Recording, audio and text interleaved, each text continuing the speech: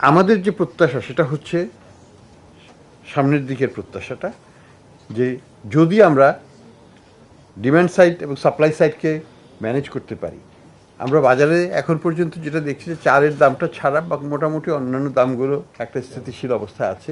চালের দামের ব্যাপারে আমরা বলবো যে চালের দামটা কেন বাড়ছে এই ভরা মৌসুমে এবং রেকর্ড উৎপাদন হওয়ার পরেও, এটা এখনও আনএক্সপ্লেইনড ফ্যাক্টর।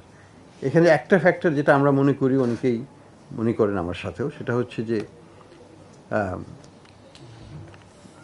যারা চাল উৎপাদনকারী কৃষকরাই, যারা একটু অবস্থাপন্ন কৃষক, তারা কিন্তু চাল ধরে রেখেছেন তাদের গুদামে নিজের নিজের বাড়িতেই, এবং এই চালগুলো আসবে বাজারে।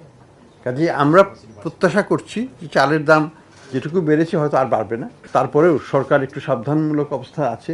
সরকার অলরেডি 4 লক্ষ টন চাল আমদানির ব্যবস্থা ঘোষণা দিয়ে দিয়েছে।